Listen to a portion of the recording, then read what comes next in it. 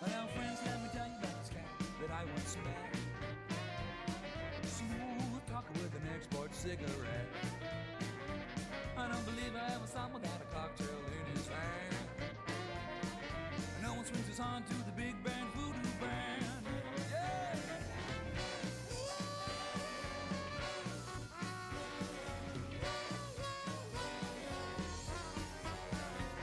Now he strolls through the city like a big old alley cat, with his pinstripe suit and a big bad voodoo hat. I don't believe I ever saw him without a kitten on his head. And no one swings us on to the big band voodoo band. Hey, Mr. Pinstripe Suit. Hey, Mr. Heidi, Heidi Ho. Well, I know you got the answers. We all wanna know. Mr. Wingtip Shoes. Hey, Mr. Always on the go. Well, I know you got the answers. We all wanna know. Yeah!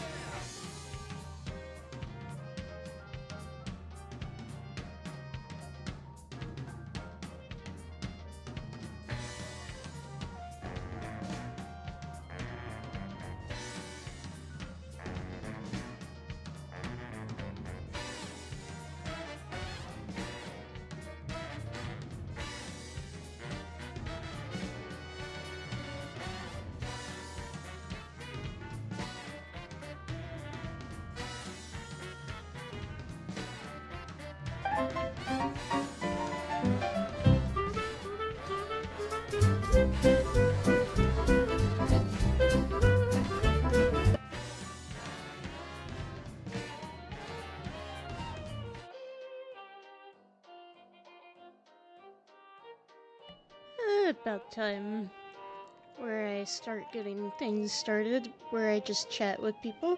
Also, Revy, hello! Thank you for the follow. Also, hey Quartz, hey Potato. If you're lurking here, I'll lurk on the ceiling. Oh, I assure you there are plenty of people in this. There's plenty of space in the speakeasy for people to lurk. But yes, we're returning to the game of Let's Misbehave. It's a 1920s game that I so far have been intrigued by. For those of you who were not here last time, it follows a divorced wife through the 1920s, and so far we've met two other characters that might be prominent to our story, which are, I think, Roy and somebody else I don't remember.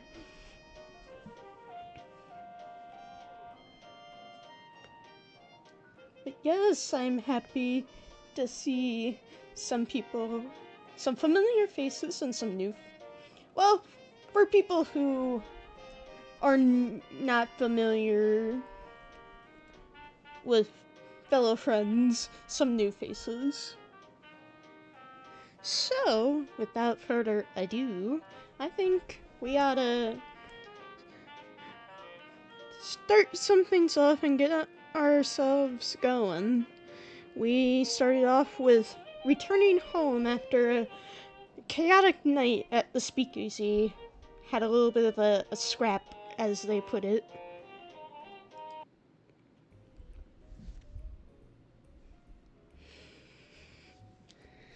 Why don't we rewind just a little bit?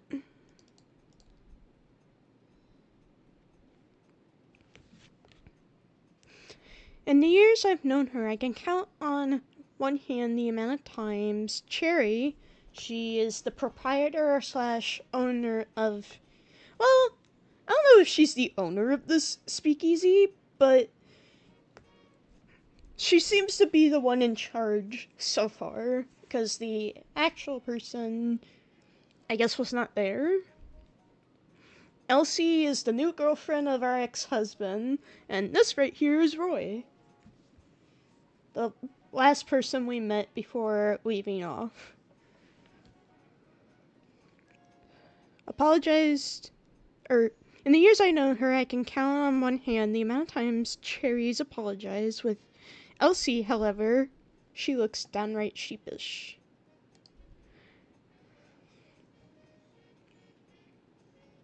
Why don't we boost up the music just a tad?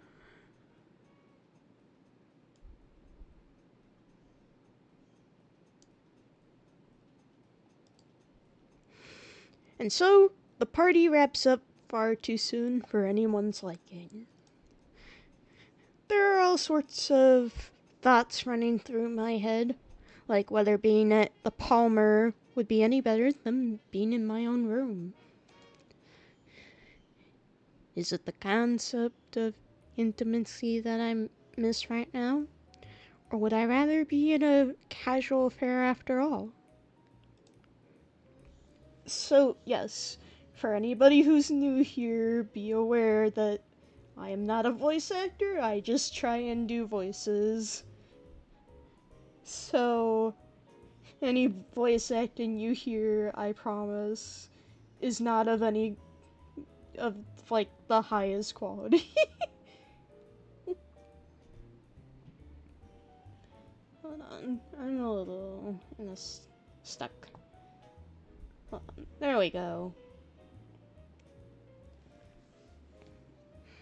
I had found myself thinking more about romantic love than anything else recently, but surely other options exist. With those thoughts, I drift off to sleep.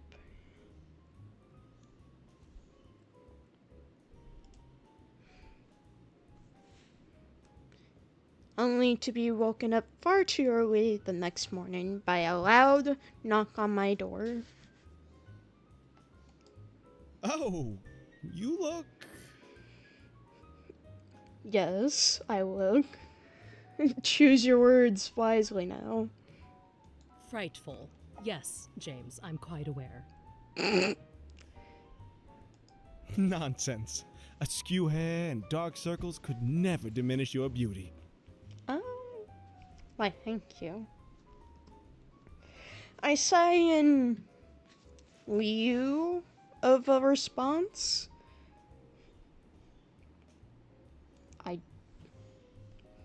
What?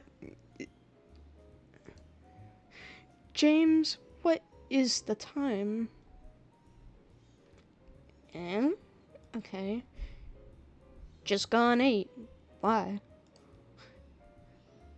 You better come in. No sense in talking out in the hallway. James is happy to follow me back into my room. Why is bro still mysterious? Show us your face, we won't bite. Too hard, at least. I don't know why some characters are not visible to us. I guess maybe because they're not super prevalent or important to the story. Then again, I think I remember reading somewhere on the website that I downloaded this game from, that I think this may be just a demo version. I could be wrong though.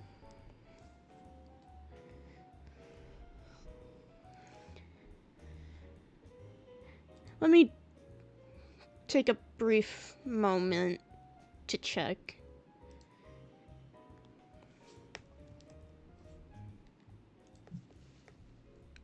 Let us see.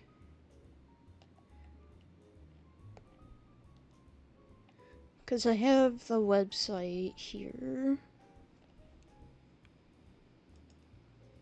Yes, demo. Okay. Well, that might be the reason why.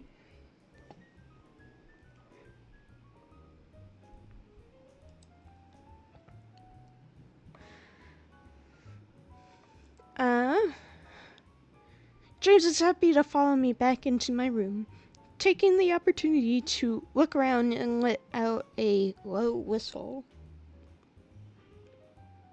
Oh, this is swell, isn't it? I can't believe you left me my positively medieval castle to live in this nice hotel room. Okay. I see this man has a sense of humor, which is quite lovely. I like that people, for the most part, from what we've seen, are more or less positive to the people around them. And know how to have a sense of humor, unlike some people. Not pointing any fingers or throwing shade, but...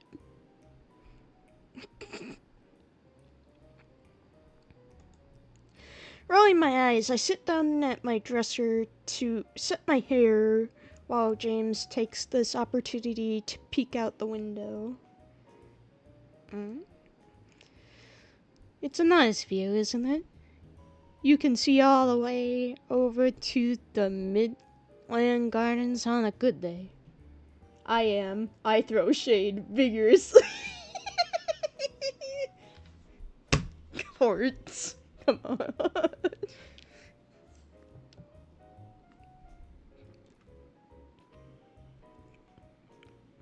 You know, maybe I should take up a room here too. Working with Uncle Elliot and living at the manor is just far too stifling.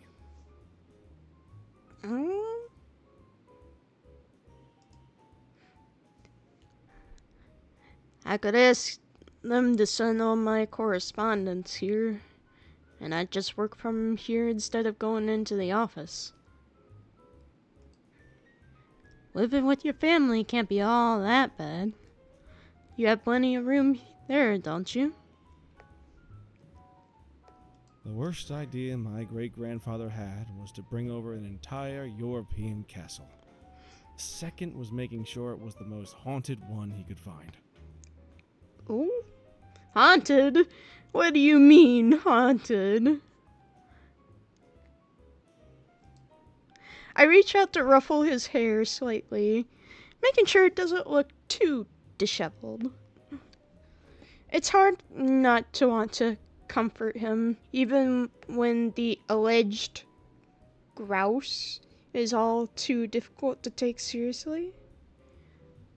I'm not sure what grouse means, but interesting. I'm sure the ghosts aren't real, James. I don't know. There's always someone pulling on... No! Don't make me talk about that. That's not what I'm here for.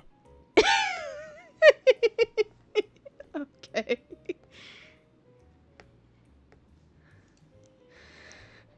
Danny, please help me. It's gotta be you. He pulls out an invitation, grouse, to complain about something minor. Interesting. That's okay. Interesting. That's not a word I've heard before, and I guess interesting way of putting something like that into a word.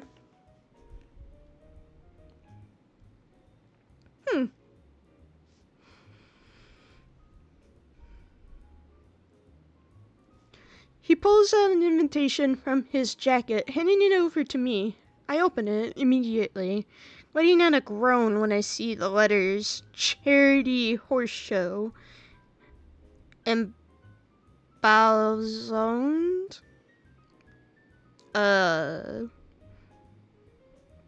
Something word near the top. No. Please, it's only for the first day. I can attend the rest of it. You know how I feel about these, James. I know. but I wouldn't have asked you if I could help it, darling. See, I promised Elsie I'd attend one of her rehearsals, and the last one, before opening night, happens to be tomorrow. And you'd represent the Northcott name just fine. You always have, actually. Couldn't you spare a few hours for your dear friend, please? Sighing for what feels like the millionth time today, I finish reading the rest of the invitation. You know, I really don't know why they have to do everything in the name of charity these days. What good could it do seeing horses prance about for some unfortunate cause? Oh? Wretched creatures, I know. I could never understand the appeal of them, artistic or otherwise. Alrighty. But you will attend for me, won't you? Please? Oh! Fine. But you owe me one, Buster. Right. Absolutely, anything you'd like. Oh, do you want me to increase the alimony a bit more? I could absolutely do that. This poor man! Oh, no! Why? Stop. Please, I'd rather you not do that and get in more trouble with your father again.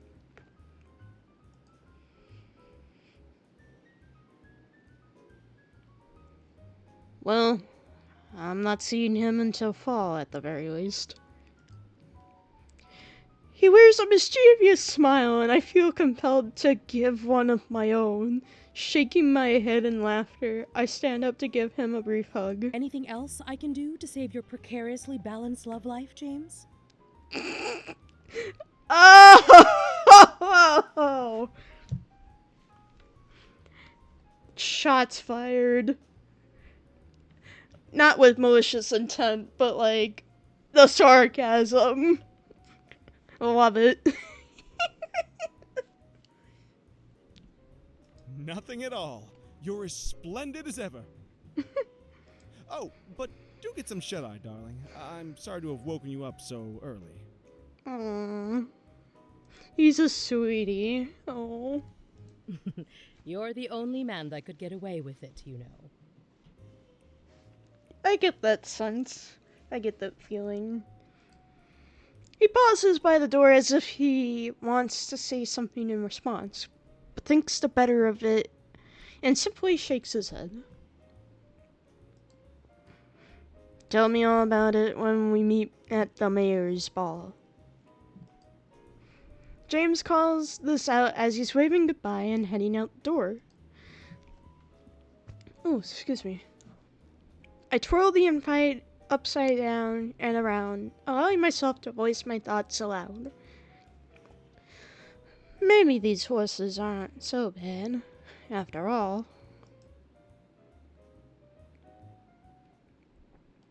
My optimism has gotten the better of me, I fear. I still dislike horses.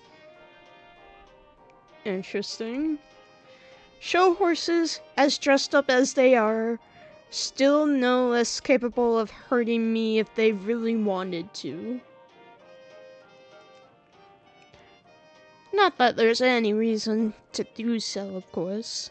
I do wish my mind was more rational about this, but it cannot be helped. This was simply a favor to a friend, another hour and 3 more of the sadly ginless lemonades later, and I would be out of here.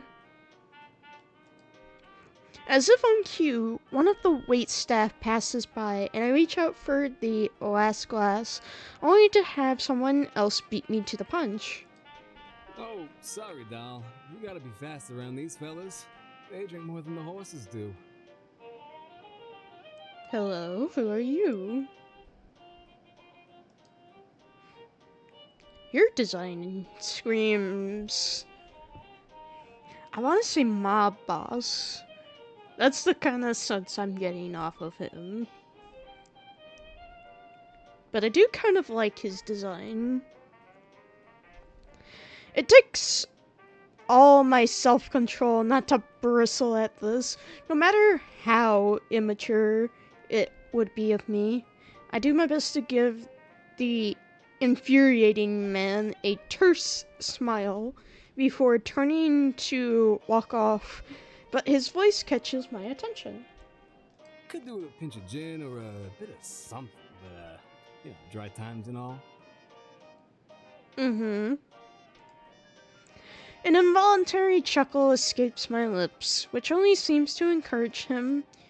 He grins, taking a step closer to me. Can't be picky about the giggle juice your cocktails have these days, but you definitely strike me as the type that would enjoy a Clover Club. Oh, another favorite slang word from the 1920s of mine, giggle juice. Because that's sort of their not only just slang, but secret term for alcohol. Let me see if that's right. A slang term referring to hard liquor, prohibition times. Much cuter than warranted. When was the last time whiskey made you giggle? So, again, anyone new to my streams, I am a big sucker for anything 1920s and 1930s. So some of the old-timey slang, there is some things I have memorized that I absolutely love. So bee's knees, giggle juice, or giggle water. There were really a couple of others that I really liked, but I can't think of off the top of my head. But interesting this man says such bold words towards us. I'm not sure if you're extremely bored or just a poor conversationalist. Okay. Come off it, doll. You and I both know this place is a snooze. What's wrong with some conversation? As Sherry put it, you see this place? This ain't no store, I ain't your doll.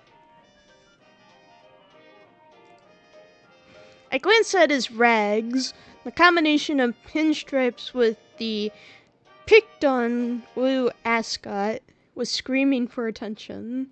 Let me see.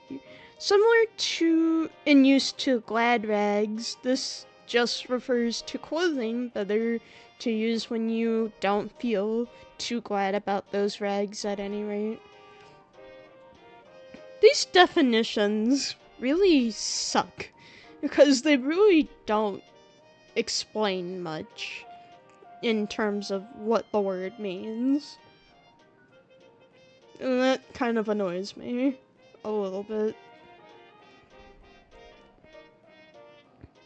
Perhaps it's just your taste that leaves much to be desired. Okay, chill out. You don't have to go after the man's fit. He lets out a low whistle, almost as if he finds himself more amused than annoyed. The name's Angelo, by the way. Okay. Danny. I reply in a reflex and without much thought, but Angelo's eyes seem to light up in recognition. No, I know. You were just at the magistrate's last year, right before Christmas, with that new Northcott guy in town. I think that's a good voice for Angelo, but I could be wrong.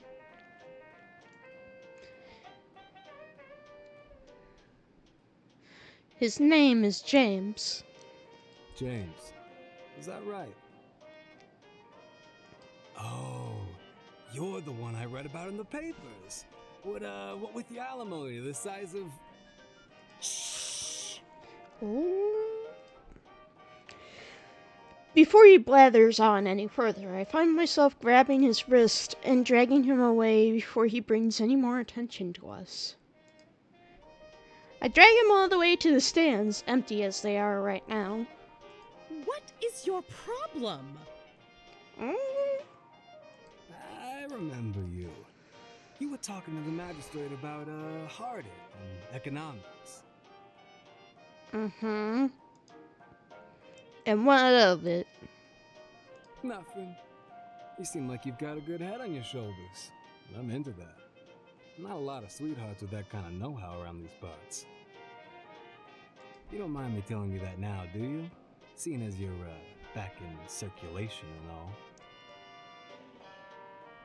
I don't like how you phrased that, and I believe I know what that means. It means she's back on the dating scene, right? I.e., back in practice of going out socially and with the intent of dating, yeah. Especially after getting out of a relationship. Actually, not the best thing to say on a first date, meet cute. Yeah. What are you trying to pull? You know, honey, if your mind runs as fast as your mouth does, we'd be kicking up a storm together. Mr. and Mrs. Cesare. Got a kind of ring to it, huh? You're a looker for sure, and some of what you said kind of tugged at my heart, but so far you're not really doing it for me, sir. Your money with my skills? Why, I'd be taking you to places you've only seen in your dreams. Alrighty, buddy. Are you proposing marriage as an investment? Ew. That sounds way worse out loud.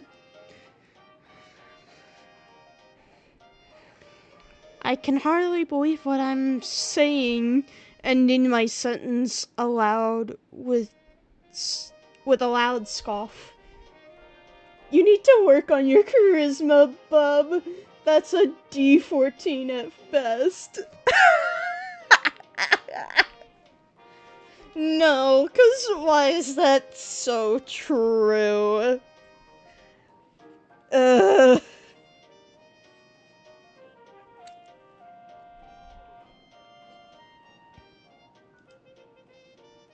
It takes me off guard that despite the bombshell he's dropped on me, the slight crease in his brows due to sunlight only highlights his good looks.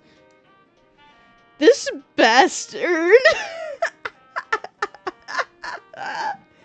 No. Angelo chuckles like he's keenly aware of the errant thought running through my mind. His manner is casual, as if we're not discussing anything of importance. Good deal, wouldn't you say? All the best ones start with a good partnership. This way, we can keep it above board.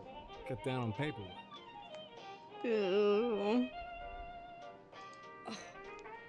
How crass. Exactly. This is very crass.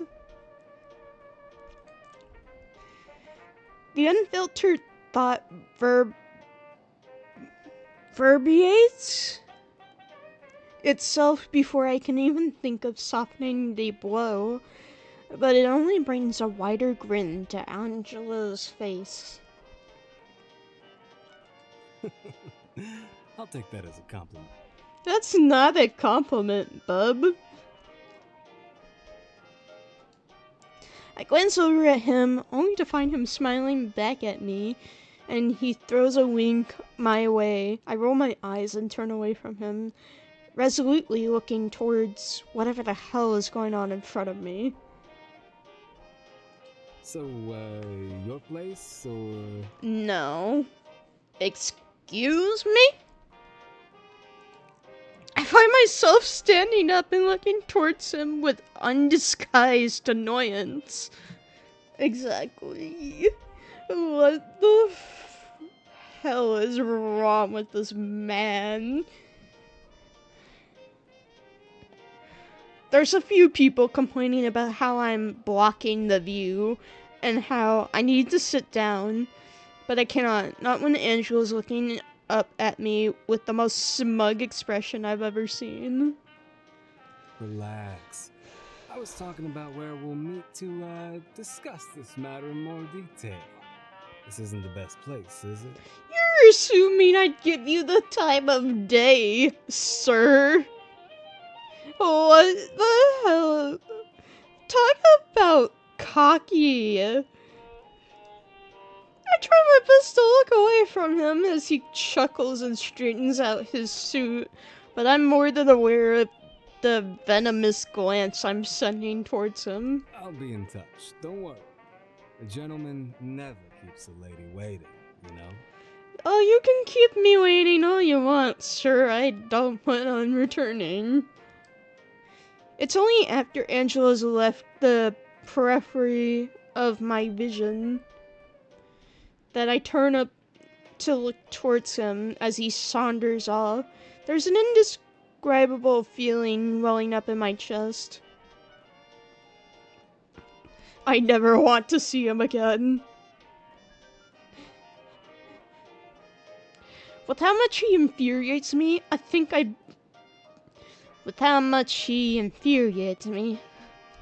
be much better off if I never saw him again. And you wouldn't believe the audacity of the man. He really thought we should get married for business sake. For crying out loud, who's ever heard of such bourgeois? Cherry silently tops up my drink, and I am thankful for her sympathy in allowing me let out all the aggression that I had been holding right in.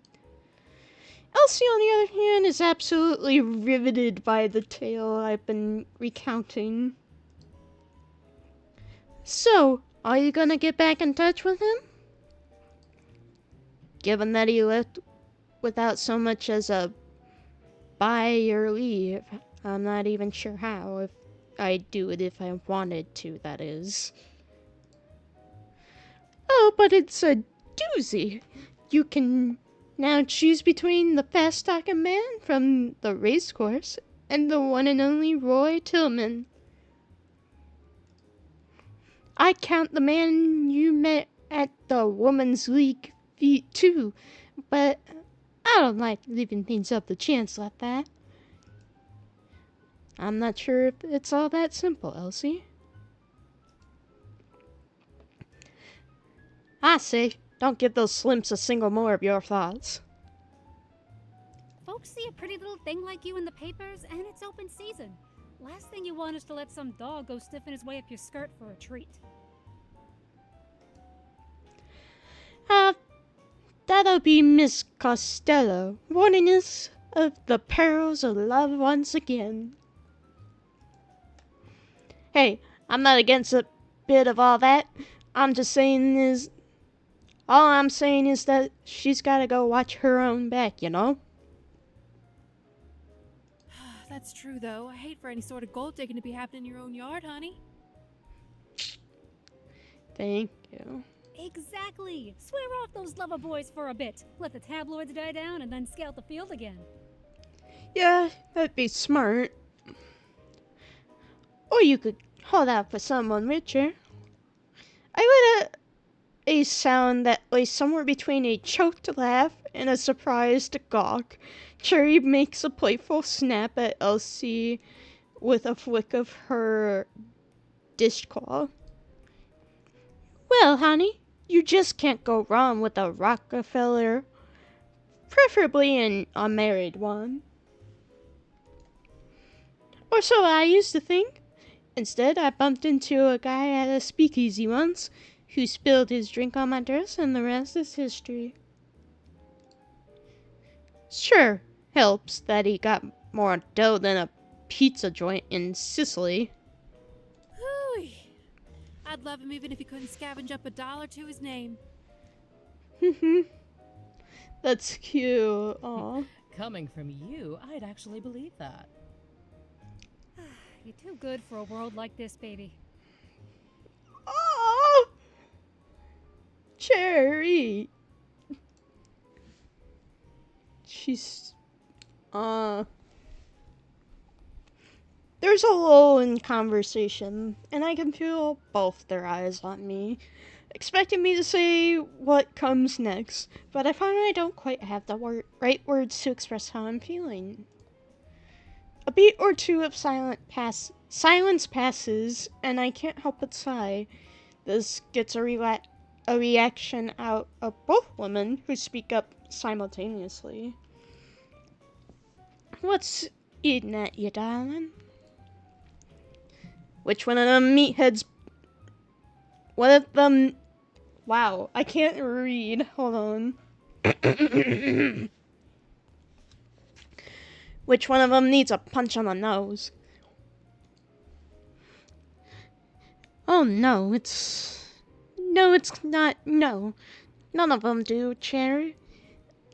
I'm feeling a little overwhelmed, I guess. Sometimes I think it's easy to just get out of there and mingle, but at other times, I suppose, I'm not sure what I think, really. It doesn't help either that both Cherry and Elsie have situations vastly different from mine. One's found the one, while the other's comfortably off the market. Would be foolish to admit it out loud, but even more so not to admit it to myself, that I'm feeling somewhat envious of my friends. It doesn't sit well with me. Cherry places a comforting pat on my outstretched hand, and I can read the sympathy clearly on Elsie's face. Say, maybe it's a good time to think beyond the life partner now. Ever thought of that? What do you mean by beyond? Look, all I'm saying is that you're sitting pretty on some cash that most people would do anything to get their hands on, right? Take it, work it, invest it. Hell, I'll help you set up a juice joint of your own if you wanna. Interesting. It just feels like a crying shame if you're not gonna use all the dough to go after what you really want, right? What I really want throws me for a spin, because it's at that moment I realize I don't know what I want. My life has so far been about what others want of me. I've never had the chance to think, let alone act upon my own wishes and desires.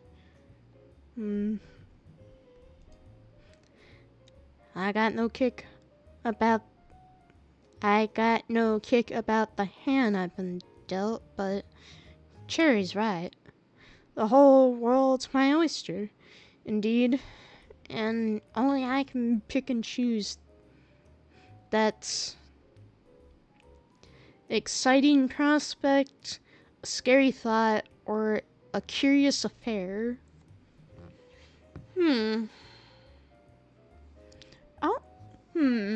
Okay, so we got 3 different options. I don't know how to go about these 3 different options here.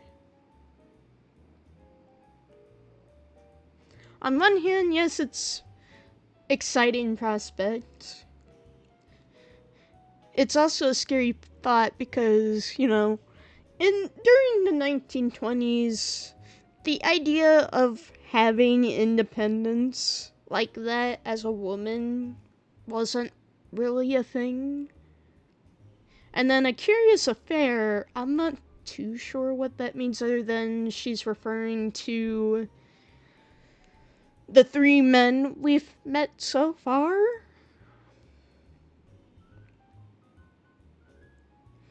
So it's like, I don't know which one to choose.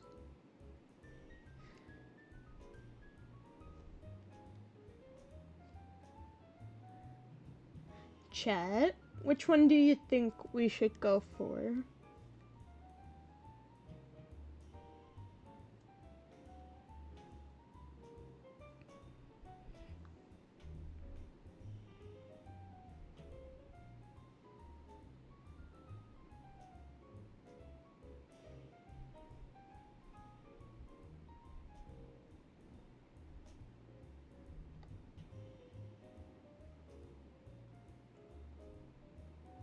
Me personally, I'd say exciting prospect. Alright, then we shall go with that.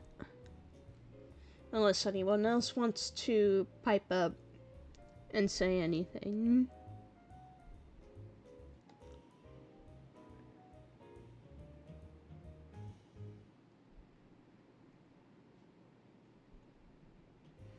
Going once. Going twice. Okay.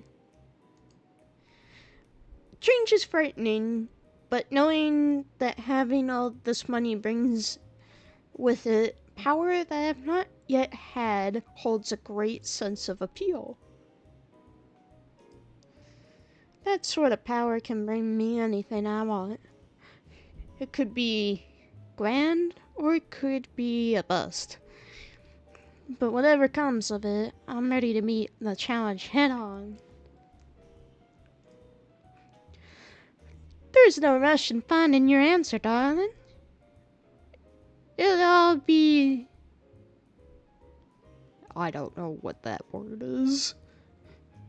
Copiatic? In the end, I bet. Something that's excellent or all in order or in excellent order, or sometimes you just have to feel how to use a word until you become an expert like Elsie. Interesting.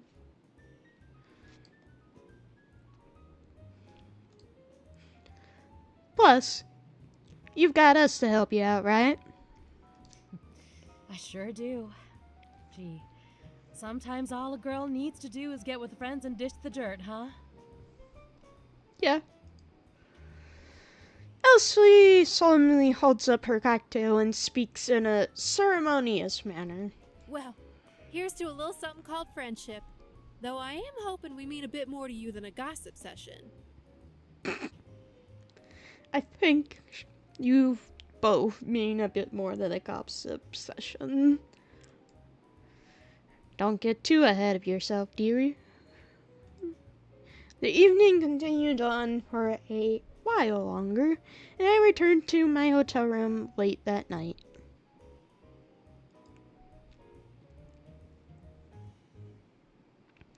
There was a note left for me at the front door. I opened it to find a message. Scrawled in it was what was obviously a hurry. Wow. That's not even close. 325 East 7th. I'll be there tomorrow evening and on Thursday. I'm hoping that A is not from who I think it is, or so help me. The anger that had died down to an ember flares anew in my chest, reigniting my complaints at his earlier cheek. Did I miss something in dialogue? No.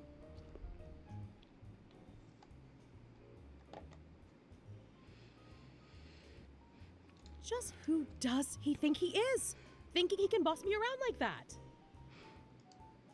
I decided that I'll go and see him tomorrow evening and let him know just what I think of him and his Weisenheimer self.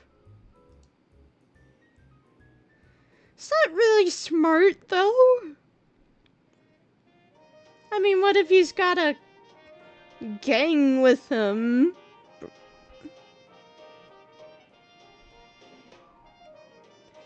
Earlier cheek as in earlier mischievous smugness. Ah, I see. Got it.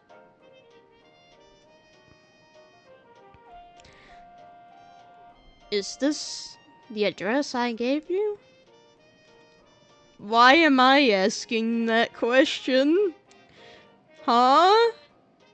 Oh! Okay. I needed to wait, like, literally a second for the answer to be given to me.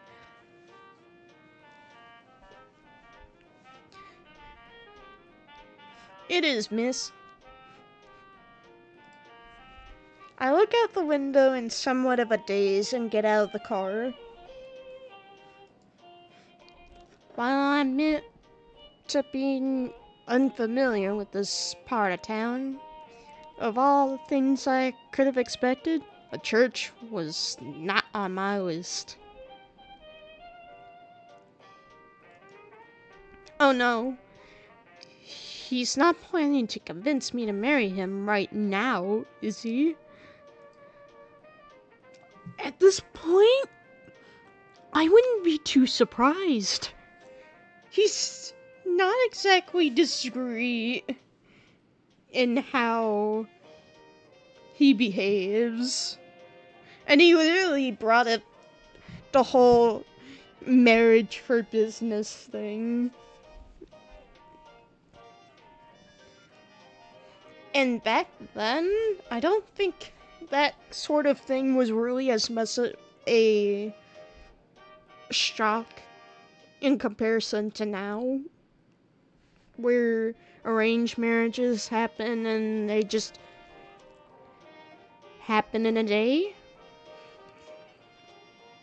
I think I could be wrong though. Let's not take anything I say for fact. Take whatever I say with a grain of salt.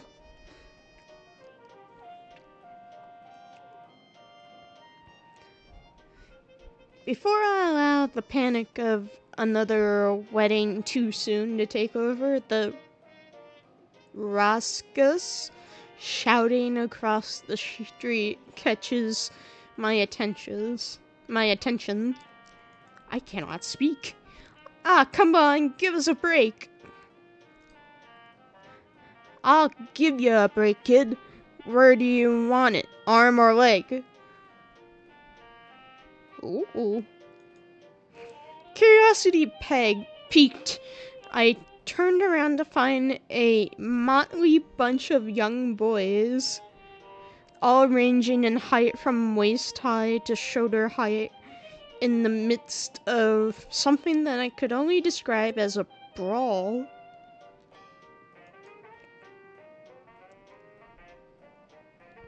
And the tallest among them, head and shoulders above the rest, is Angelo?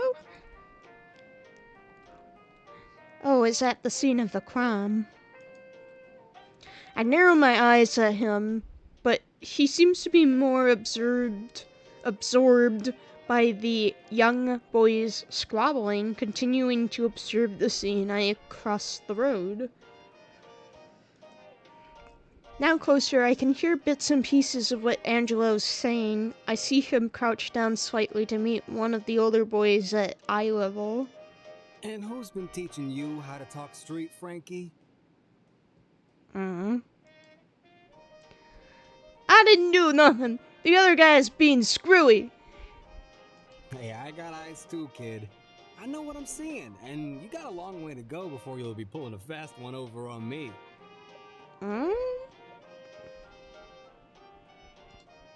I'm telling you. And I'm telling you, if you don't play by the rules, I'll take you off the field by your collar. You can't be going around breaking the rules if you don't know them well enough. You understand? Interesting. The teenage boy Frankie looked pretty heated a moment ago, but Angelo seems to have gotten to him. His face serves as an indicator of how he receives Angelo's stern talking to, colored with embarrassment. Interesting.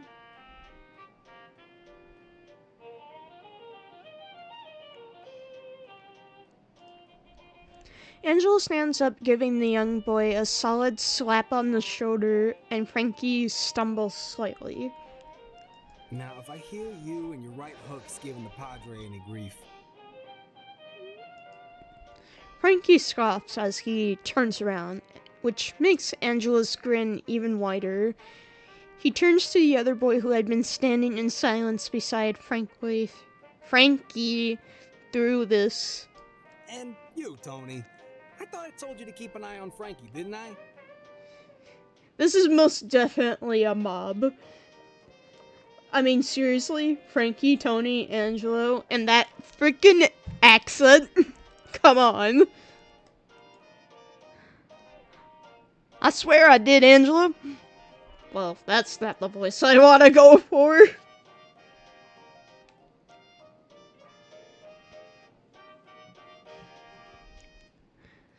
I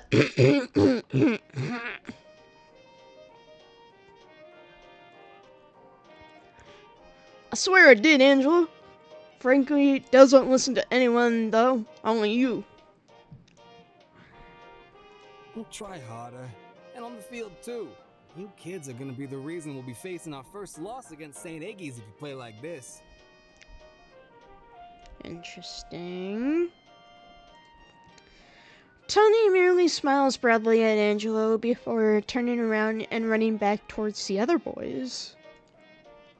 I find myself absorbed in the scene I just witnessed at Angelo's easy diffusion of attention, the admiration these young boys held for him, and the way they hung on to his every word. So much so that I don't even notice when he spots me. I admit that's my better side, but I didn't have you for the staring type. Okay, buddy. What? Oh, huh? What? No! What are you on about? Caught staring. You've been staring at me for the past minute, doll. I ain't your doll. I'm just surprised you aren't spending your free time with the bulls and bears of Wall Street.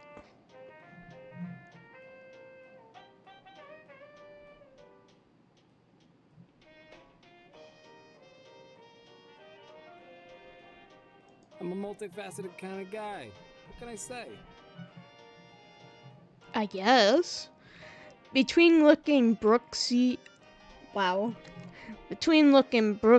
and being a big timer at the races, you're also managing to teach kids soccer? Let me double check what that means. 1920s slang term for a classy, well-dressed man, used by Gilda in sarcasm, of course, who actually matches their ascot with their pinstripes. I guess.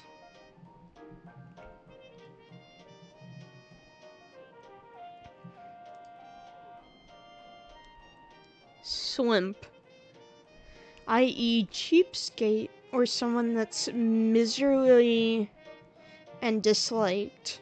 Feel free to use this one liberally, unlike back in circulation. Angelo, are you listening? Oh, this creator's got shade throwing. Big timer, I believe, means... Wow, was that just a horrific voice crack that just happened? We're gonna pretend that didn't happen.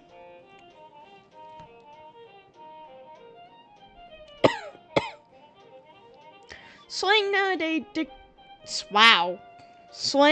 nowadays dictates that a big timer is someone that's, well, a big deal. However, in pure flapper speak, it was used for a charming and romantic man.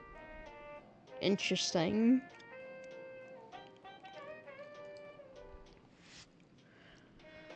I'm gonna grab myself a sip of water.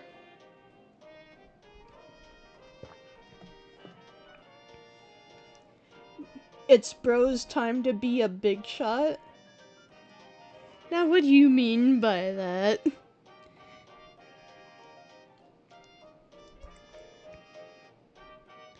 That's not on the word list. What do you mean, Quartz?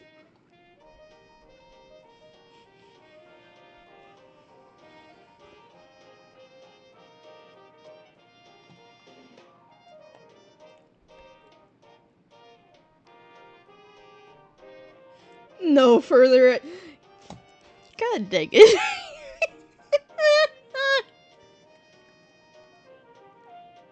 Are you seriously considering that proposal yet? Never in my life. No, isn't that a bit much?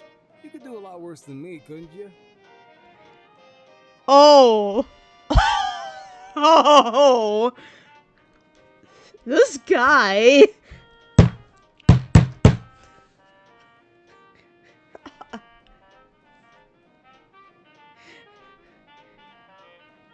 I tell you what. Nothing irritates me more than a guy going, "You could do a lot worse than me, couldn't you?" Ugh.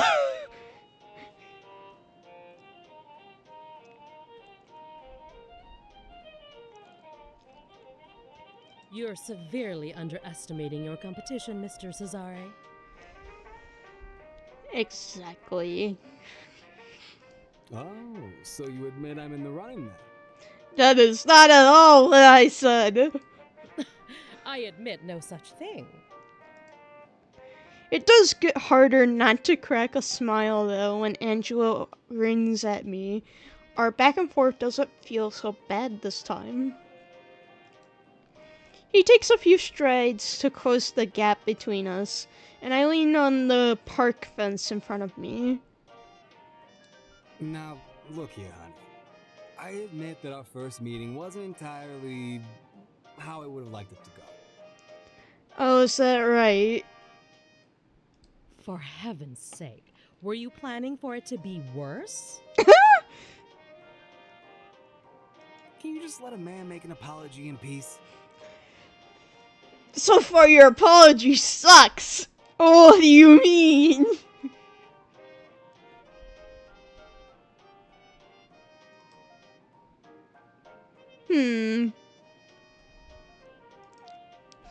In lieu of the real answer, I shrug slightly, and with a hum, Angela seems to be more amused at my attitude than anything else.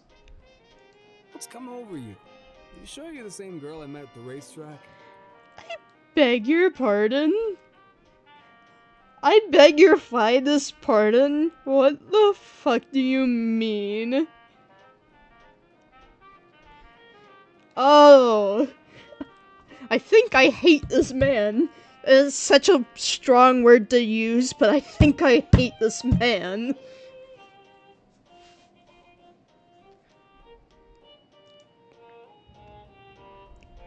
LOL. What do you mean? What do you mean? And wow, okay.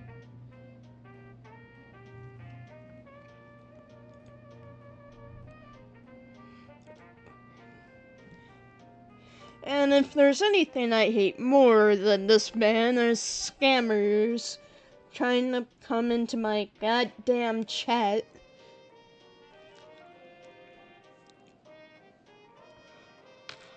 Not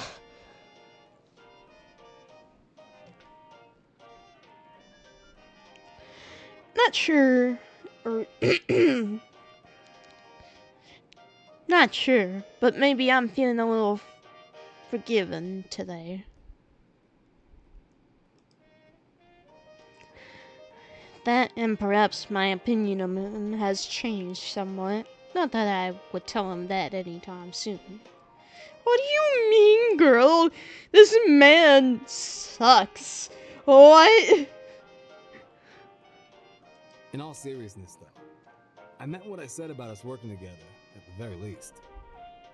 I've got ideas, and you got the dough. Why did the voice acting just stop partway through of that sentence?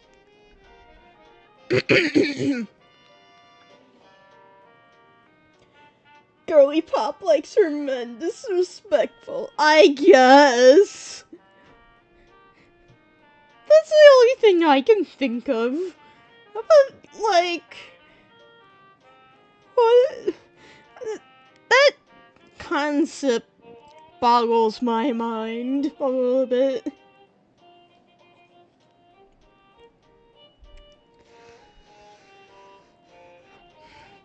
I got ideas, and you got the dough. I'm confident I can make it work. You're the price of admission. We can do that without walking down the aisle, can't we? What, and take the best part out of this? What the fuck is wrong with you? What? I roll my eyes at his response, but it's clear that he means it in jest this time. True. I guess there is that. The air between us is decidedly less charged this time round, but the idea of a meeting of minds feels more than ideal right now. This idea of yours? What are we dealing in? A handful of sawbucks? Hold on, sawbucks? Hang on for this ride. Apparently a sawbuck for woodworking is shaped like an X, which is 10 in Roman numerals, and that's why a $10 bill is called that. We call bourgeois. That doesn't tell me anything. Huh?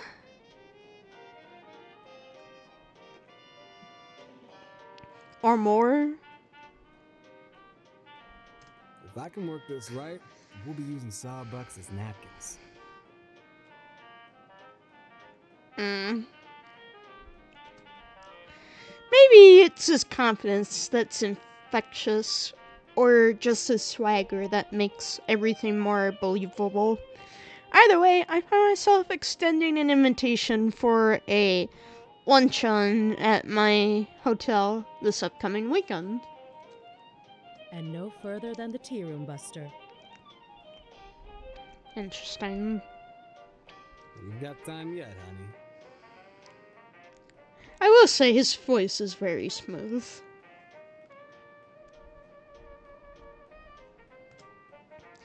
I make a shooing motion at his wink, but I can't find it in me to be too mad at him. And on my way back, I find in a very slim corner of my heart some sort of eagerness for our next meeting. Like, I'd much matter? I'm so annoyed with this man. I mispronounce rather to matter. Ugh.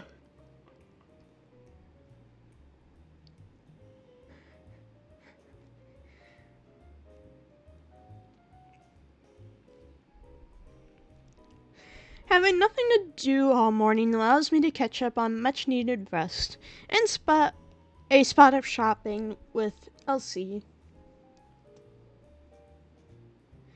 which turned into an all-day affair at Cooper's, the department store.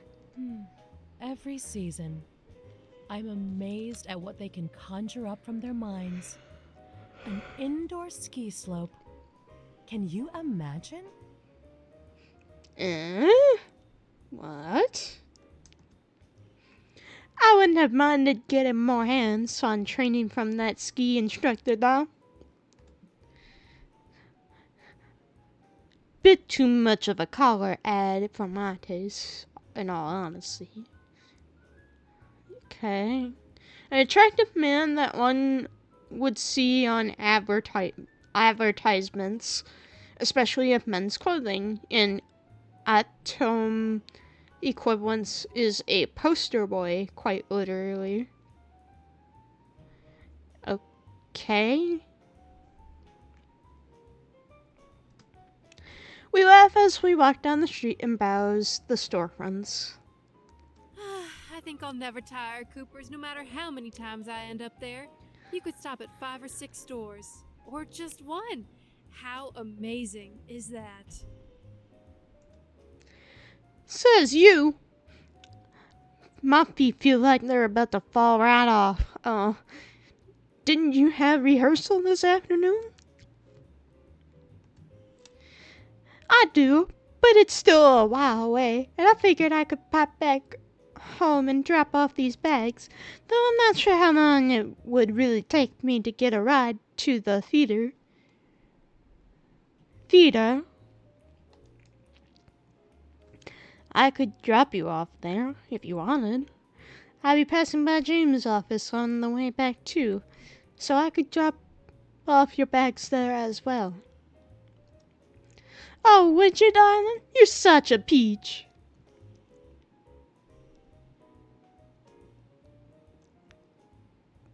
I'd never been to a theater outside of show hours before, but the frantic activity all around is enough to make my head spin. Oh, backstage is chaos of its own kind. I wouldn't want to subject you to any of that. You just sit front row with your things and see the magic being painstakingly created, okay? How am I doing in terms of variation for voices? And am I even doing really well? If this is annoying, I can stop.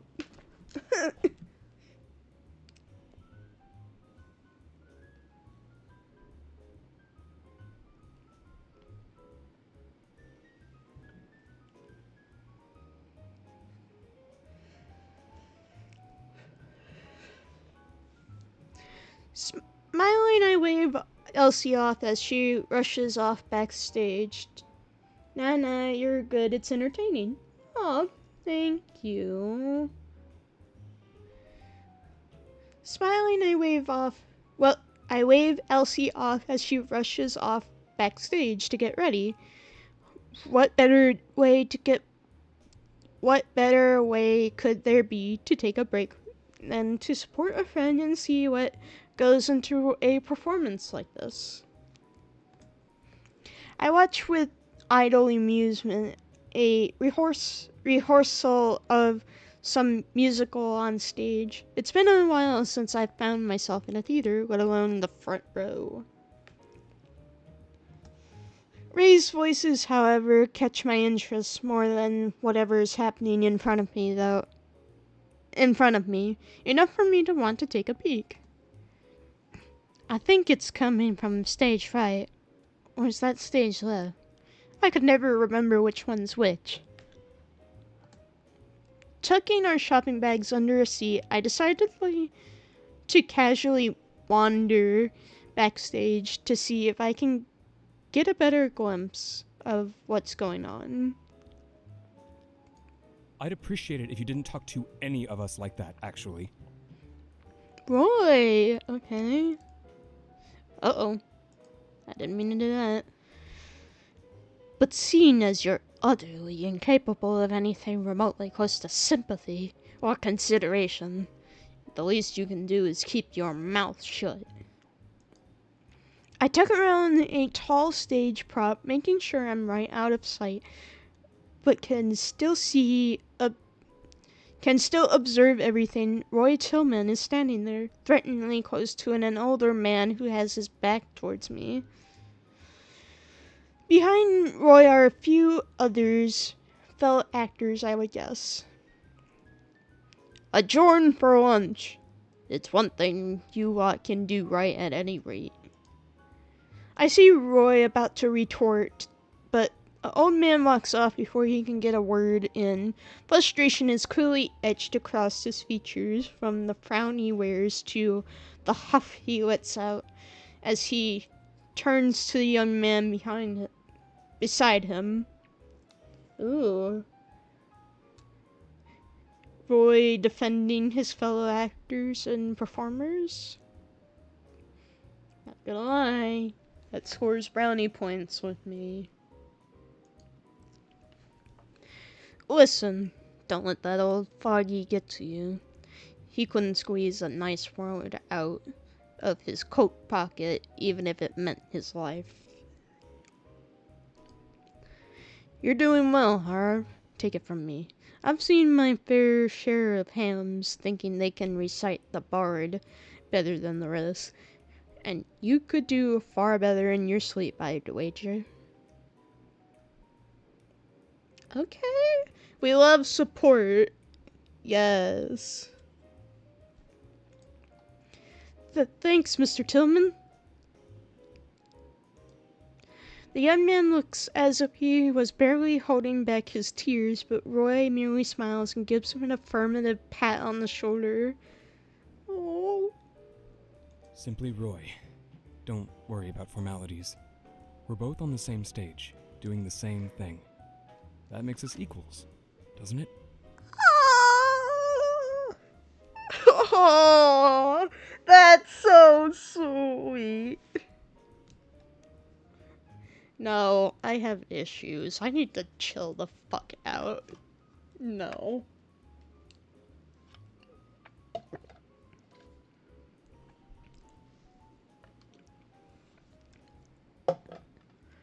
See, I knew there was a reason I liked Roy. I see no issues. What do you mean?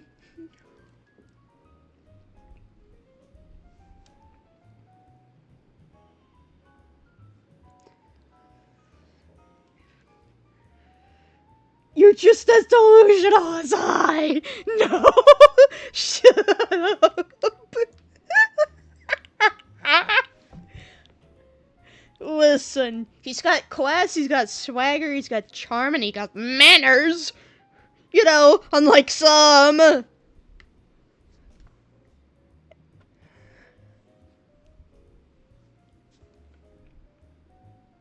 And he's got the charisma.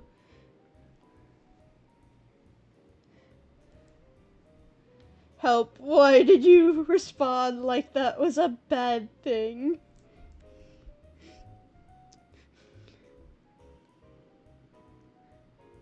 It...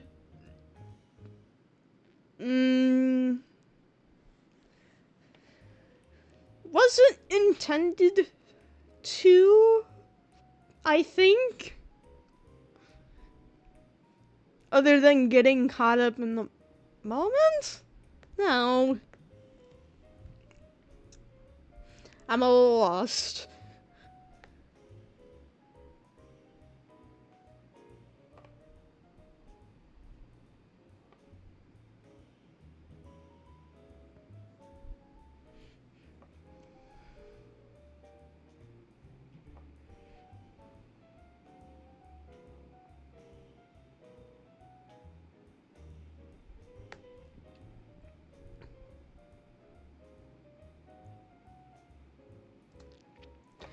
Harv nods a smile of his own, threatening to break out.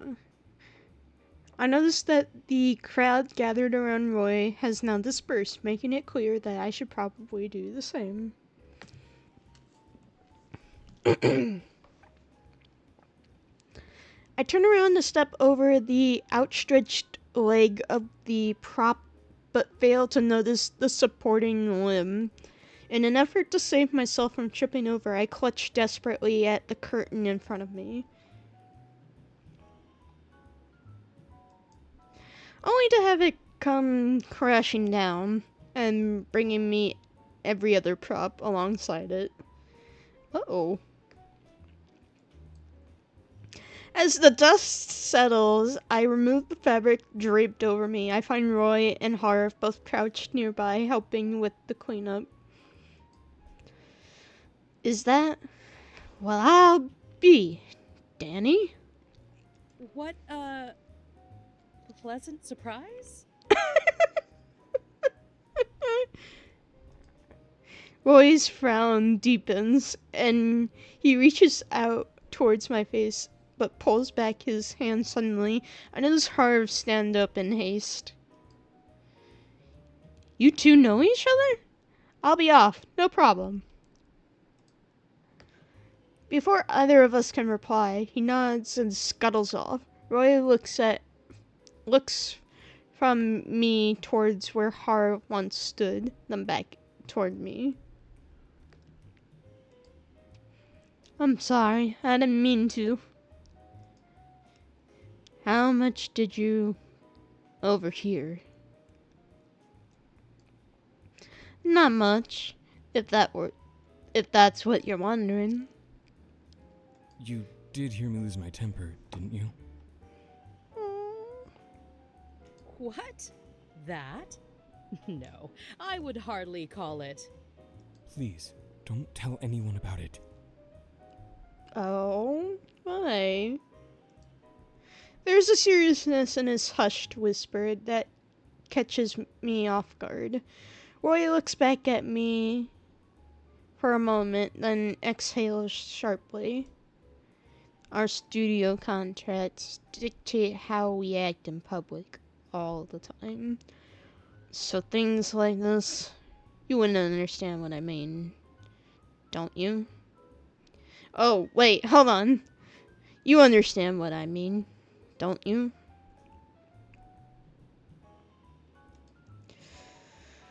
You really love your work, don't you? The thought slips out before I could even think about phrasing it any other way, and I see a flicker of surprise cross Roy's... Have I been calling him Ray? Roy! Oh, goodness gracious. Roy's expression before he clears his throat briefly. Hollywood? Well, yes. What's not to like? It pays well, fame is... Oh, no. That's not what I meant. I'm talking about acting... the whole concept of it.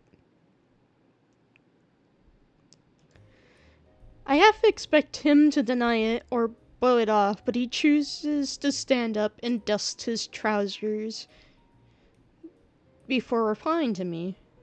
I suppose you could say that it's all I've got. Oh, that was the saddest thing I've ever heard. I want to ask him more about it, but his candor throws me off guard. It feels too private, too intimate to ask him. Hello? Aurora! Rating in. And DM. Hello? Hello, Raiders? Princess has delivered her army. Hi, Potato. Yes, hello Raiders. My name is Danny A9Tails, and tonight we're playing Let's Misbehave. It's a game set in the 1920s, and we're playing as a character who's recently been divorced. Hi, sweet Dan. Hello, Aurora. How's everybody doing?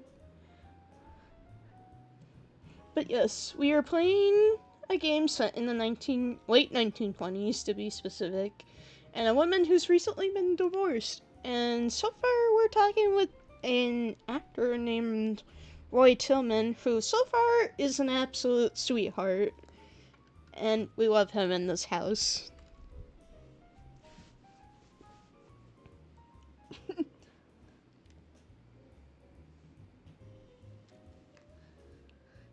Dating game? I wouldn't necessarily... It's hard to explain other than kind of, maybe? Like, I think there's definitely a sense of romance in here. I don't know if I necessarily call this a dating sim. I mean, Quartz has been in here for a little bit, so maybe they can correct me on that.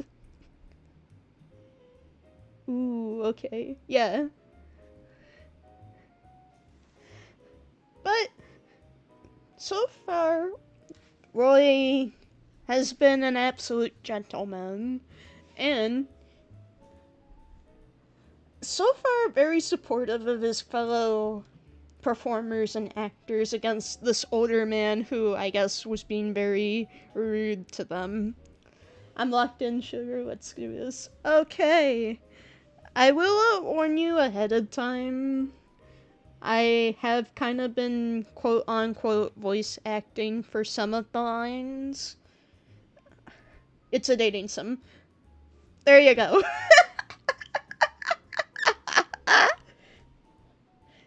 This is completely free, by the way. I found this on a website called itch.io.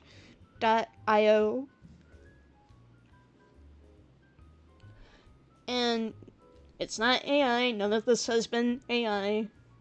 Thank God. Let's go to seduce everyone and then pick ourselves. And break their hearts. However, like some, there might also be endings where you date no one if you just want the lore and story. There is that too. So, yes. I've been quote-unquote voice acting for some of these characters. I will wow. See, I can't even speak right. I will forewarn you, I'm not a voice actor. I'm just kind of doing my own thing and trying to be entertaining. So, be here for the ride, be here for the show, be here for the fun, pretty much. And thank you for writing in. If you got a raid and run, feel free to do so. Or if you just want to chill here and strap on in for the ride, feel free to get comfy, get cozy, grab some water, grab a snack. Oh, okay, and ooh, voice acting. Don't worry, I'm terrible at it as well. I certainly try my best at the very least. So, without further ado, why don't we continue? Hold on a second. How different is Roy Tillman, the actor that features in Photoplay, to the Roy Tillman that I met at the Maraschino Pit? And how different is that to the man standing in front of me tonight? I'm gonna stay awake, trust. It's fine, potato. Danny, your hand? Lost deep in my thoughts. I can't even recall how many times Roy has to call him out to me to get my attention. Oh, excuse me. I'm only brought back to reality when I feel his arms around my waist, hoisting me up with ease. Okay. My arms automatically encircle around his neck, even if I let out a surprised yelp. What do you think? Should I try doing the next scene like this?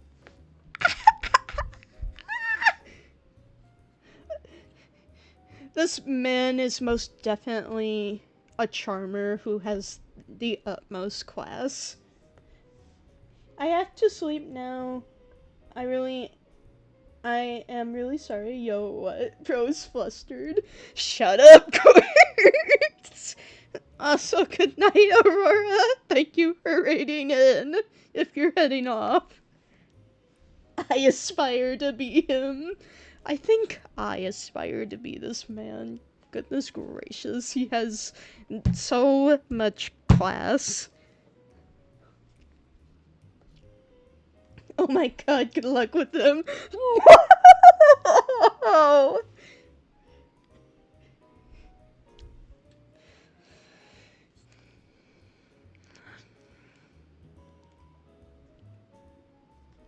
You don't need to do this, Roy. Come on, humor me a bit, darling. You can be my Him good early luck charm on. stage. How dare you, Potato? Hold on, I'm pausing this right. How dare you, Potato?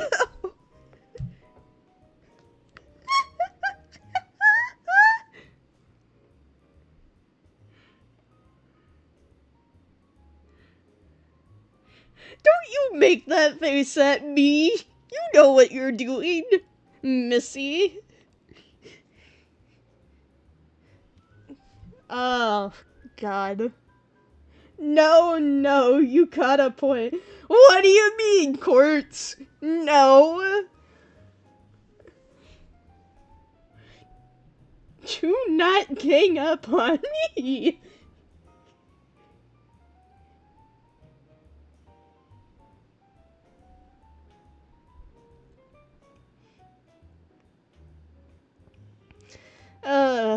Gosh.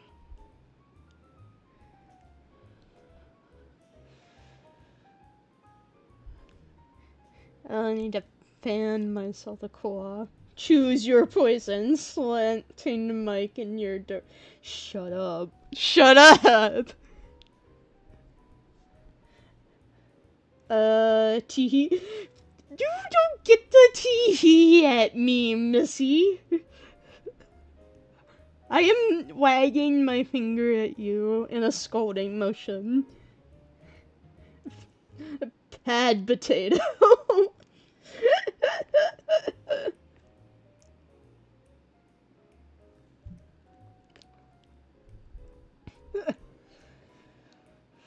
I'ma eat it so careful. What the potato? That's insane. No.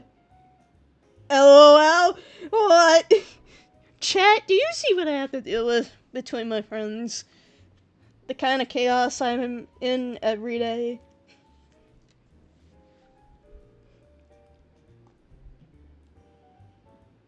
Shaking my goddamn head. I love it. Not my potato?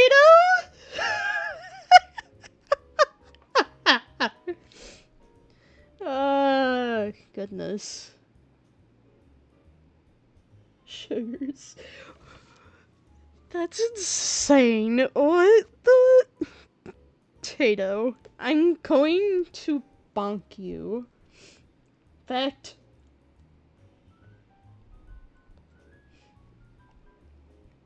Bonk.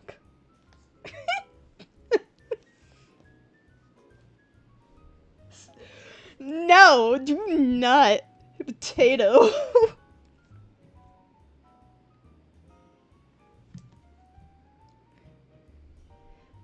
And you were telling me to behave not too long ago, shaking my head. MK, I'm done. What do you mean, Quartz?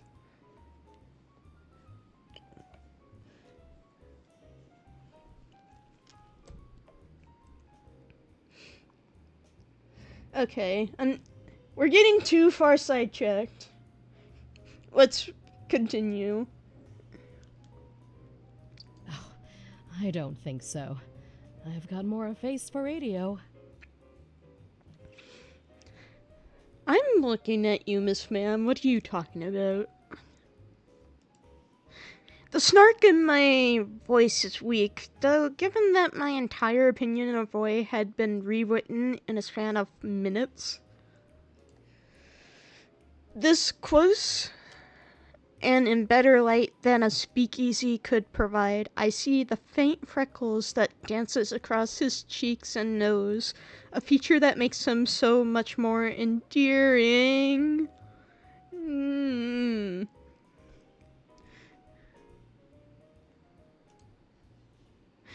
Okay, but why do they say he has freckles and yet I see no freckles on this man's face? Hello? Wanna kiss every single freckle? Not wrong. I mean, what?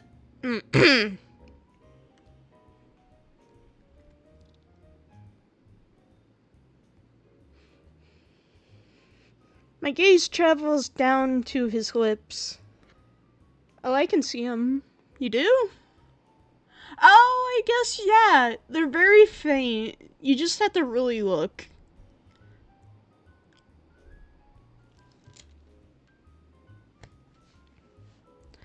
My gaze travels down to his lips. Yeah, I just gotta zoom. I can't zoom, unfortunately.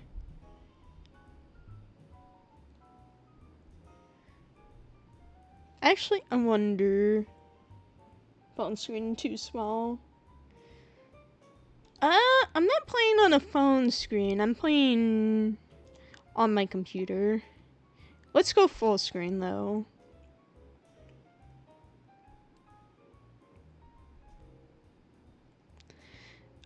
I can see it a little better, but not by much. I can't see.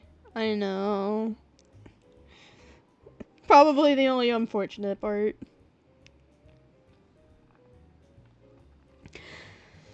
Alright, let's refocus and get back into this. My gaze traveled down to his lips. The thought that I would only have to lean in only a little closer, the gap between us floats into my mind. He looks back at me almost as if he's caught in the same daze as I am. The silence is not uncomfortable yet. I find myself wanting to break it, lest it inspires me to take some bold action I would later regret. What do you mean, Miss Ma'am? Ahem, Mr. Tillman, sir? Oh, Mr. Tillman, sir? Harb's apprehensive words break our revere. Wait. I can't pronounce this word. I can't think of the right pronunciation. And I look over Roy's shoulders to see a young man standing behind him, wide-eyed and blushing as bright as a tomato. Oh. Something tells me Harv is just a very young man. Like, he's a baby.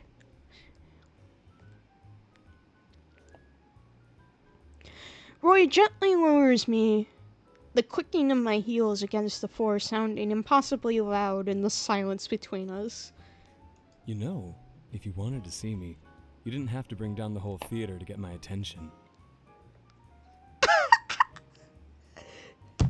Sir!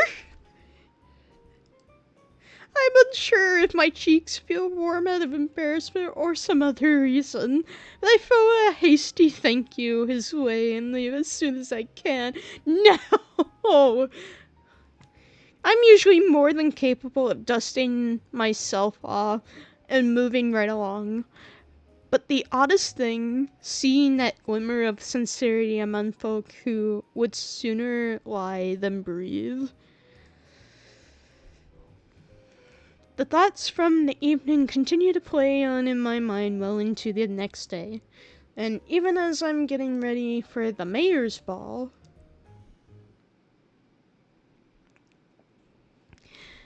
James probably meant nothing when he told me to tell him all about it, but so much has happened between then and now, where would I even begin? Well, it would be a start if I could find him. I look around for any familiar face, but only manage to catch the attention of the host's long-standing butler. Have you seen James Northcott anywhere, Mr. Perkins? Afraid not, Miss Hart.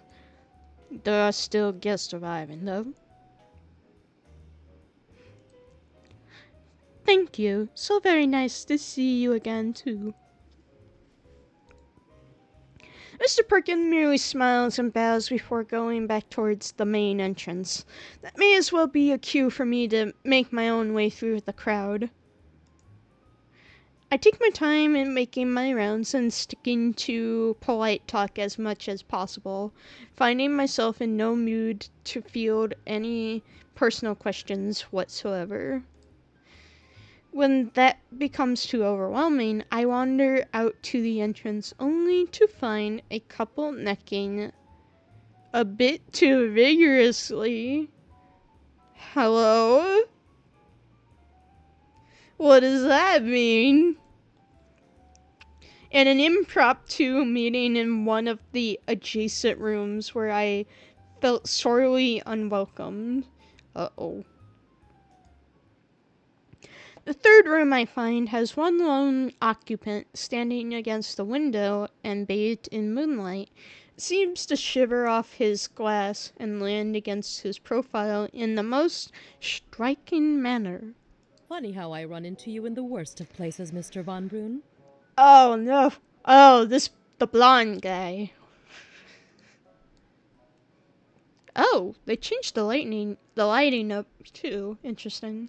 to mimic nighttime. He turns around in recognition, drawing his expression as I cross the room to meet him. A brief smile and a nod serves as acknowledgement of my presence.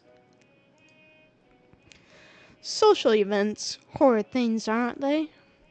Once you end up in one, you get invited to another one. It's a perpetuating scam. My attempt at light-hearted humor seems to miss its mark entirely, as I notice Nils' expression barely changing. I'm being kidnapped by sleep. Enjoy stream. Alright, potato, good night. Have a good eep. There's a pensive air about him, as if he is preoccupied by his thoughts. My apologies. I'm poor company tonight. Goodbye, soldier. Exactly. But also, why does Nils sound so sad? By Quartz, my love.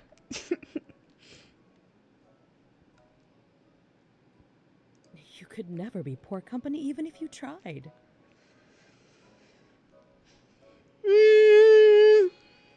That's debatable, at most. My defense of him is instantaneous, and this, for some reason, draws a brief laugh out of him. We're back to familiar silence after that, comfortable and restful. Yet I cannot help my curiosity. A nickel for your thoughts? A nickel? Well, a penny feels too cheap.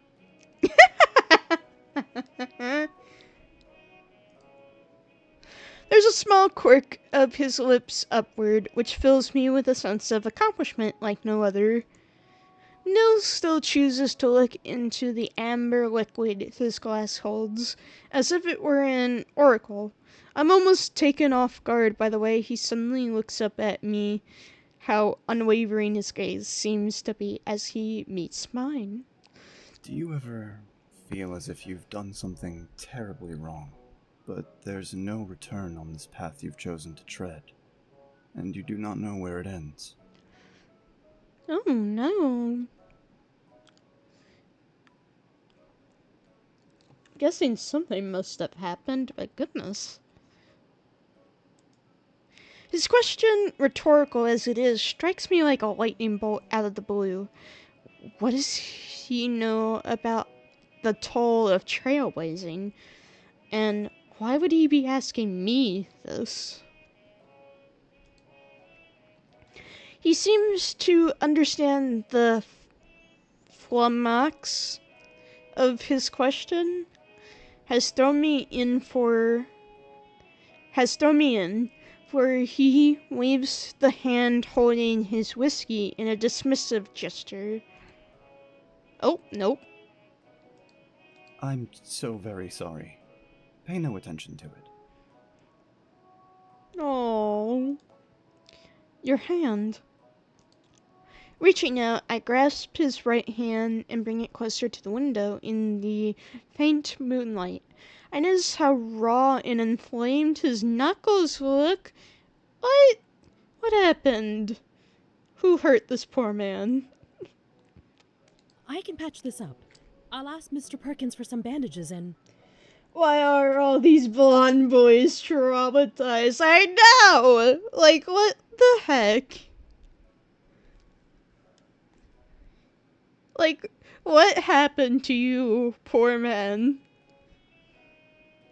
You seem to know a lot about first aid.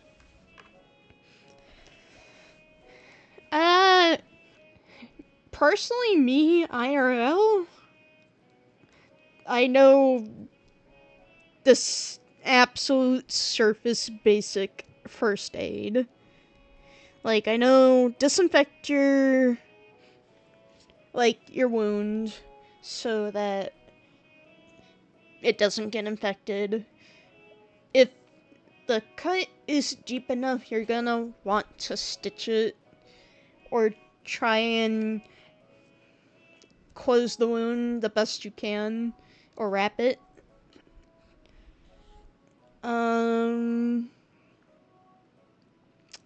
If it's a bullet wound, you're gonna want to pack it and really pack it to stop the bleeding the best you can. But that's kind of it in regards to first aid that I know of.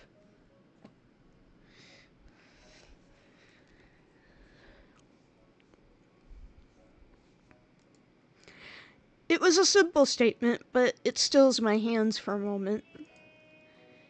It's because of Laurie, my brother, older brother.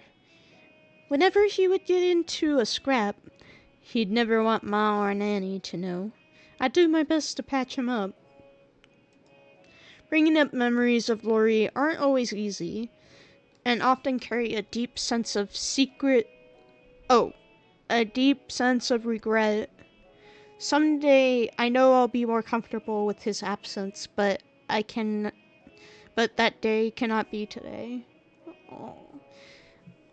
Oh God. Is this like a situation where we had an older brother, but we lost him to people he was in a fight with? Or like the war? Because this is like 1920s, so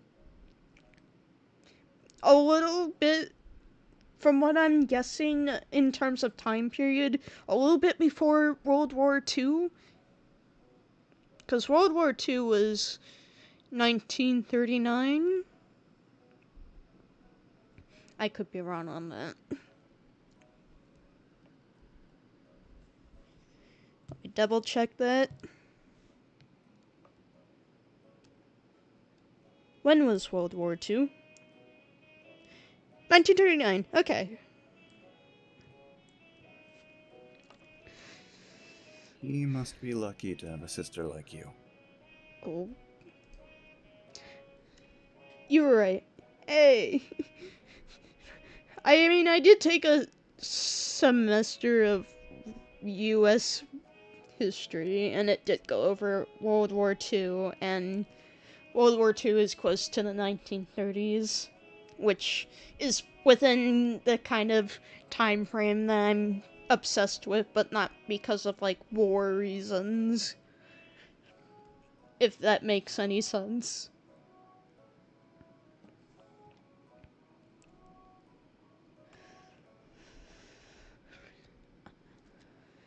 I suppose so. He's all the way over in Europe now. I hardly hear from him. Fair enough, LOL.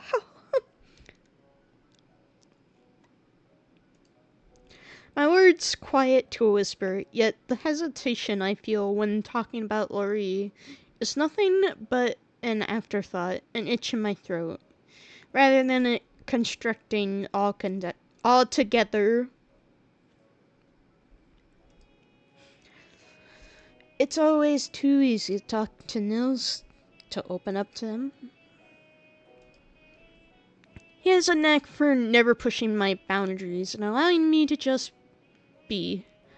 I end up speaking about something I never would have vocalized. It was the Great War that made things more difficult for him. He was barely 17, and he lied about his age to do what he believed was the right thing. Laurie was not the same person when he returned. Oh no. Oh shit. Okay. Got it. Say no more.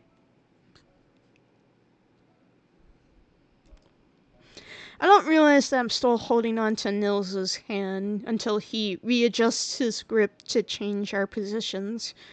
The warmth is both calming and reassuring. We lost so many... Goodness. We lost so many good men to the war, my father. He trails off, then shakes his head, thinking better of it. It's just as difficult for those waiting back home, but we got through it, didn't we? I have to be discreet in wiping my stray tears, and while the motion of something catches my attention, my blurry vision can't quite make out what it is. Wiping my tears, I feel that Nils has done me the favor of looking away while offering me his pocket square, which I gladly... Okay. Nils didn't really warm my heart, but I warmed up to him a little bit, okay? Angelo, I fear, has no hope in any way, shape, or form.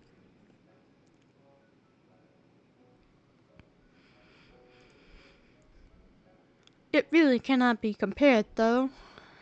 Why, I can't even imagine being involved in anything remotely close. I'd be scared stiff.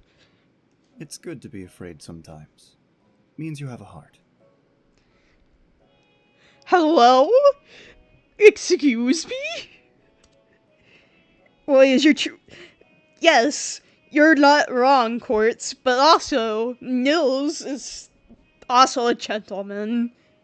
What the frick? Like, Nils comes at number 2. Roy will be number 1. And then Angelo is far away in the back of the classroom, where I can't hear or see him.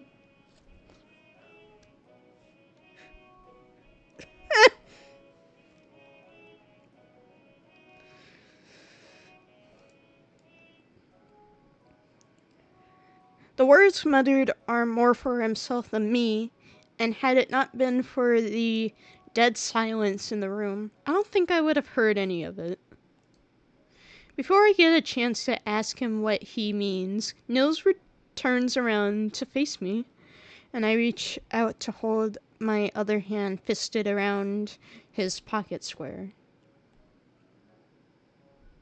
You are a good person. I sincerely hope that you never come in harm's way. Hello? What the frick? 1920s men, I swear to God. Or at least the good 1920s men. Hello?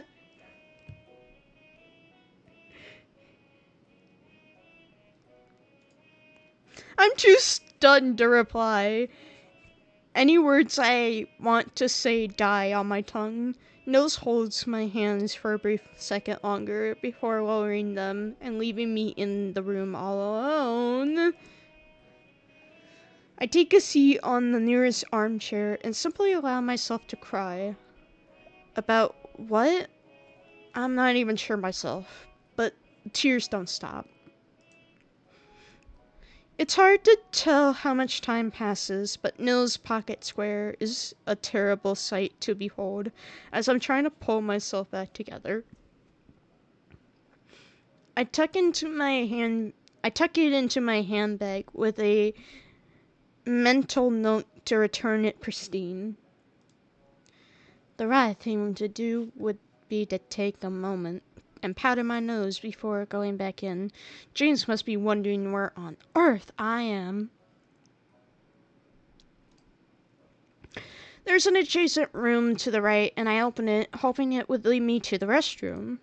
Instead, the sight in front of me drains the very life out of me. I barely register the clattering of my handbag falling to the floor, or the blood-curdling scream I let out. What? A man, no, a body, lays in the middle of the room on his stomach. Crimson. What in the world? Crimson blood pools all around him, glistening atop the marble flooring. Huh? This just went from 0 to 100 real fast, out of nowhere. What the heck? His hand is curled. Dang, GG. I know, right? Like, what in the world happened? His hand is curled up in a tight fist, except for the index finger, which seems to be pointed at the door in accusation. At me? Huh?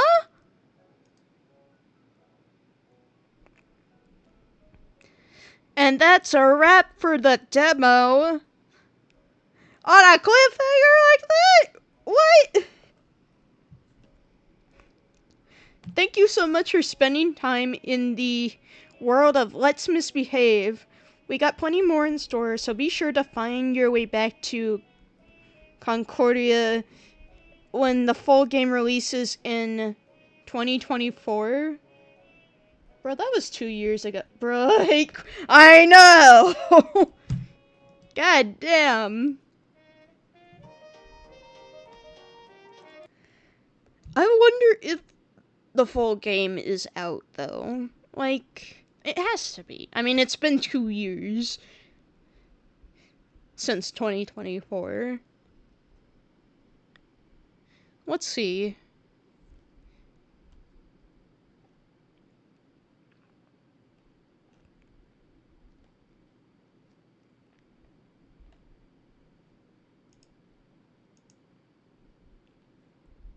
Hopefully it's out and not abandoned. I hope so too, because actually, low-key, this game is fun. And so far the story's been interesting that I would actually continue playing this. Says status in development.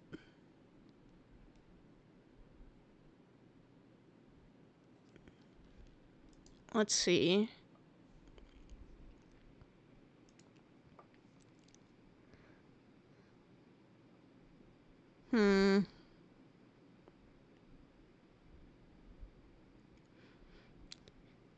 Updated 61 days ago. Published June 18th, 2023.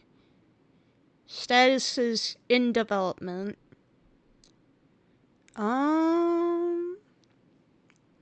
We got a couple of authors attached to this game. Visual novel. Oh, tags. 1920s dating sim. So, you were very much accurate. It is in fact a dating sim. I just was not aware. No generative AI was used, which is what we love. Development log.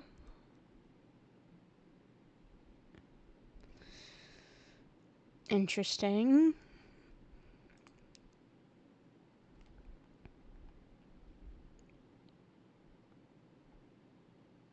What does that mean? I know a dating sim when I see one. No, 'cause actually you are so right. Well, I'm trying to see if I can find the developer. To see if I can... Not that I'm not normal about them, 'cause I totally am.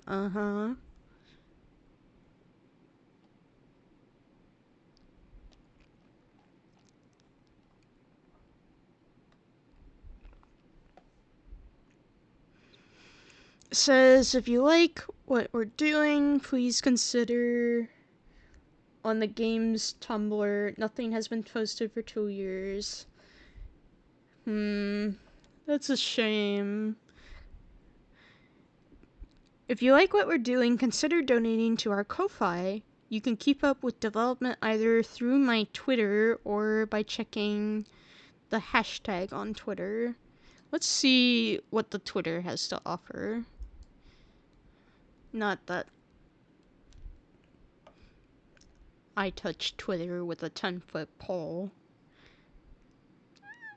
And there is nothing on the Twitter. Does seem there was a dev talk on YouTube 7 months ago, so it might not be dead. Well, fingers crossed that the game isn't dead and it does come back to light. and we get to see more progress. Because legitimately, actually, like, completely outside of my bias of loving anything regarding to the 1920s, this game so far has been quite enjoyable and pretty fun to play. And the story so far seems to be interesting.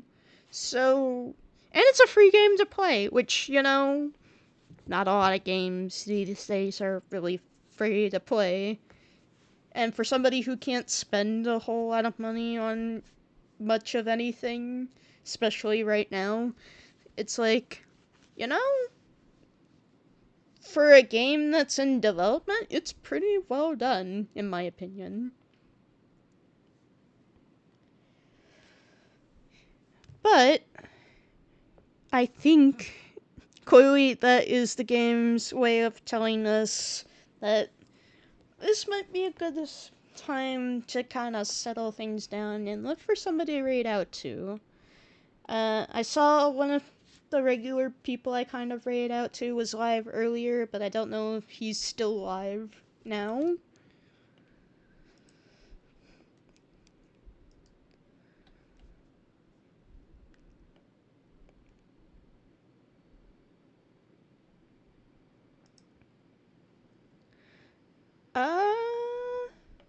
Looks like he's still alive. He's playing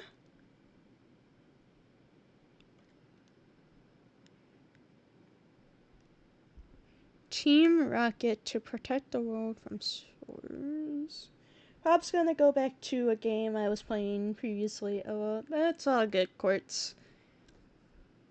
But any of the rest of you who may be in here and are willing to stick around, let's raid out to our man, Your Bad Theo.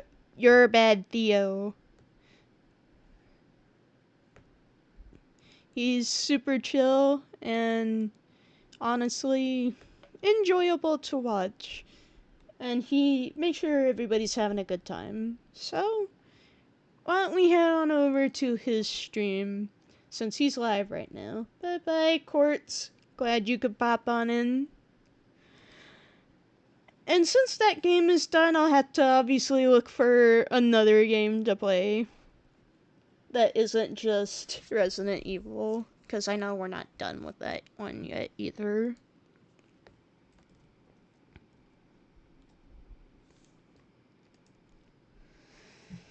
But yes, let us head on over to his stream.